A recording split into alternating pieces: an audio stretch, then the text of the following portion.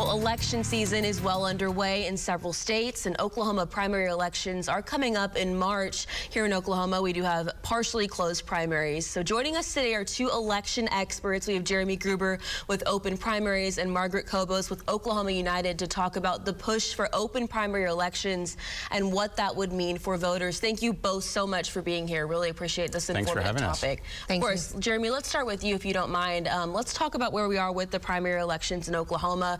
A rise in independent registration as well. What does that mean for you guys? Yeah, so Oklahoma is one of only 14 states that have closed primaries, which means independent voters can't vote in primary elections. Around the country, independents are the largest group of voters now in the country. Just this week, Gallup came out with their polling that found 43% of voters are independent, and that's happening right here in Oklahoma. 20% of Oklahoma voters are independent. It's the fastest growing group of voters in the state. They can't vote in primary elections, the elections that matter. Absolutely, of course. And Margaret, will you talk more, you're here locally, you see what the impact looks like. Can you talk first about OK United, what you guys do, and just the effort to repeal what Jeremy was talking about with these closed primaries? Right, so Oklahoma United is I say it's a nonpartisan group, but it's our supporters always tell me, make sure everybody knows we're a multi-partisan group. So we're seeking reforms and answers to a system that is not serving everybody. It's just not serving everyone. And the first thing that you look at when you research this is the exclusion of independent voters in the primary system. Now, the Democrat Party has permitted the independents to vote in their primaries, but we don't have a fully open system, and the Republicans do not. I say only, but only about half of our registered voters in Oklahoma are Republican. And as Jeremy noted, 20% right now are independent. It's growing. I think, it grows a lot every single month. We track this all the time. Wow. We just want these people, we want all voters to have the freedom to vote for the person they want. The person in their minds is the best person for the job, regardless of where they come from.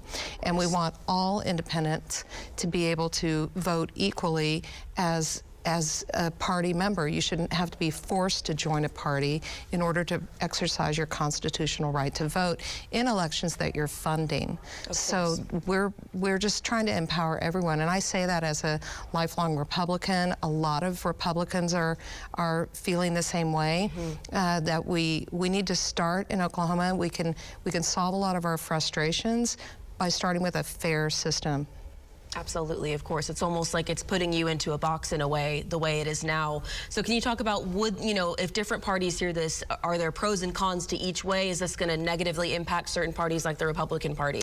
Yeah, well, in Oklahoma City and Tulsa, we already have a unified ballot. So when you go to vote in those city elections, you're already looking at all the candidates and you're able to make a decision about the person that you want to serve. Of course. We just want to see that model, something like that model, statewide.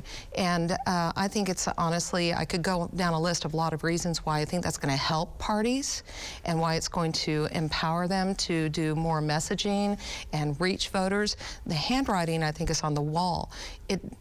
We have to address the rise of independent registration. The parties need to embrace that. Of course. And the way to do that is to bring everybody together on a ballot. We start listening a little bit more to what independent voters want. And I think we're going to see young people, military people, most of them are registered independent. My own son is registered independent. And I'm generational Republican. So this is not about parties. This is about giving everyone more choices and freedom. Of course, and that's your goal as well, Jeremy. It's just to look, 50% of our young people are independent voters. Over half of our military veterans are independent voters.